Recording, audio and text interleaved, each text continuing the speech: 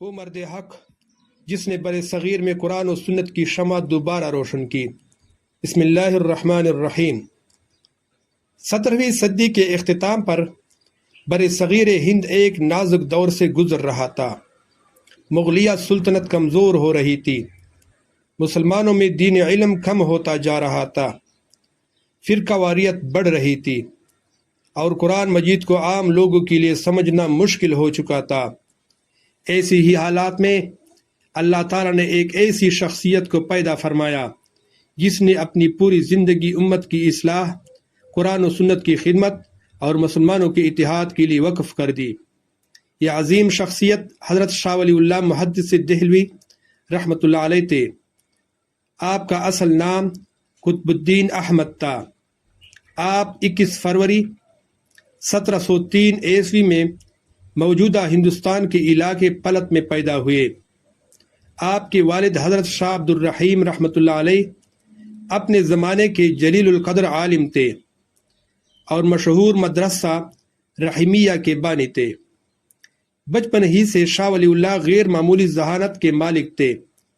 7 برس کی عمر میں قرآن کریم حفظ کر لیا، پھر عربی، فارسی، فقہ، تفسیر، حدیث، منطق اور دیگر علوم اپنے والد سے حاصل کیے۔ صرف 15 سال کی عمر میں انہوں نے اس زمانے کا مکمل نصاب ختم کر دیا اور 17 سال کی عمر میں والد محترم کے انتقال کے بعد مدرسہ رحیمیہ میں تدریس کی ذمہ داری سنبھالی۔ لیکن شاہ ولی اللہ صرف ایک مدرس نہیں بننا چاہتے تھے، ان کی خواہش تھی کہ وہ براہ راست حرمین شریفین کے اکابر محدثین سے علم حاصل کریں۔ چنانچہ 1732 عیسوی میں حج کے لیے مکہ مکرمہ روانہ ہوئے، وہاں حج ادا کیا اور پھر مکہ و مدینہ میں تقریباً 14 ماہ تک حدیث، تفسیر اور دیگر علوم کی اعلیٰ تعلیم حاصل کی۔ اسی دوران انہوں نے دنیا کے نامور علماء سے استفادہ کرنے کا موقع ملا اور متعدد اسناد حدیث بھی حاصل ہوئی۔ جب وہ واپس دہلی پہنچے تو انہوں نے دیکھا کہ مسلمانوں کی اصل کمزوری علم سے دوری ہے۔ لوگ قرآن پڑھتے تھے مگر سمجھتے نہیں تھے، کیونکہ قرآن عربی میں تھا اور عام لوگوں کی زبان فارسی تھی۔ اس لیے انہوں نے ایک ایسا کام کیا جس نے بر صغیر کی تاریخ بدل دی۔ انہوں نے پہلی مرتبہ قرآن مجید کا فارسی زبان میں ترجمہ کیا تاکہ عام مسلمان بھی اللہ کے کلام سمجھ سکے۔ اس وقت بعض لوگوں نے سخت مخالفت بھی کی، لیکن شاہ ولی اللہ نے مخالفت کی پرواہ نہ کی اور فرمایا کہ اگر لوگ قرآن کا مفہوم نہیں سمجھیں گے تو ہدایت کیسے حاصل کریں گے؟ یہ صرف ترجمہ ہی نہیں تھا بلکہ امت کو قرآن سے دوبارہ جوڑنے کی ایک عظیم تحریک تھی۔ اس کے بعد انہوں نے حدیث کی تعلیم کو عام کرنے پر خصوصی توجہ دی۔ ان کا یقین تھا کہ قرآن اور حدیث ہی امت کی اصل بنیاد ہے اور اختلافات کا علاج بھی انہی میں ہے۔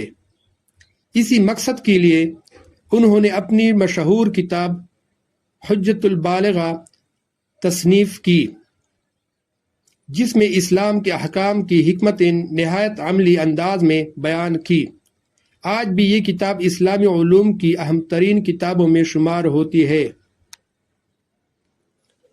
شاہ ولی اللہ علیہ جب درس کرتے تھے، آپ کے درس میں امیر بھی آتے تھے اور غریب بھی، عالم بھی بیٹھتے تھے اور عام لوگ بھی۔ آپ ہر شخص کو یہی نصیحت کرتے کہ دین میں اعتدال اختیار کرو، ایک دوسرے سے نفرت نہ کرو اور قرآن و سنت کو مضبوطی سے تھام لو۔ اس زمانے میں مغلیہ سلطنت شدید زوال کا شکار تھی، حکمران آپس میں اقتدار کی جنگ میں مصروف تھے، جبکہ دوسری طرف بیرونی حملوں کا خطرہ بڑھ رہا تھا۔ شاہ ولی اللہ کو اس بات کا شدید دکھ تھا کہ اگر مسلمان متحد نہ ہوئے تو ان کی طاقت ختم ہو جائے گی۔ اسی پس منظر میں آپ نے مختلف مسلم حکمرانوں اور امراء کو خطوط لکھے جن میں انہیں عدل، اتحاد اور شریعت کے مطابق حکومت چلانے کی نصیحت کی۔ آپ نے اس دور کے طاقتور افغان، حکمران احمد شاہ ابدالی کو بھی خط لکھا اور ہندوستان کے مسلمانوں کی حالت کی طرف توجہ دلائی۔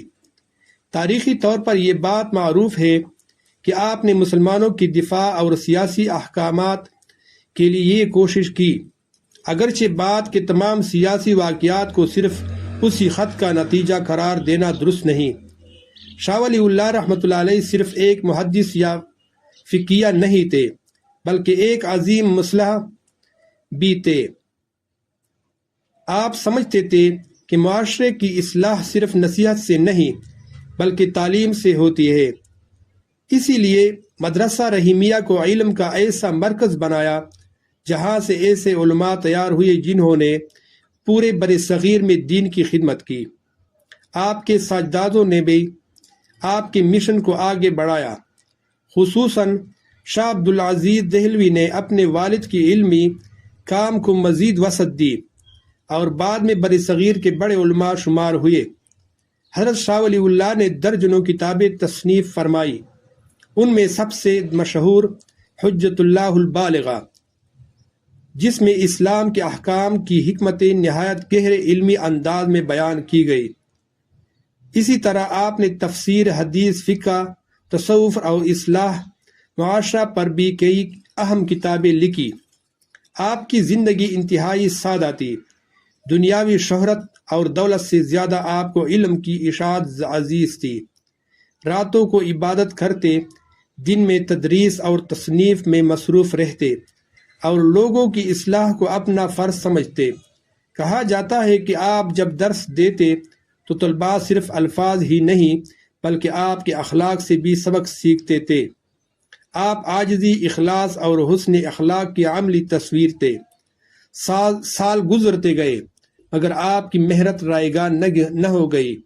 قرآن کا پیغام عام ہوا، حدیث کی تعلیم کو نئی زندگی ملی اور بر صغیر میں ایک ایسی علمی تحریک شروع ہوئی جس کے اثرات آج تک محسوس کیے جاتے ہیں۔ بالآخر 1762 میں تقریباً 59 برس کی عمر میں اس عظیم عالم نے دہلی میں وفات پائی۔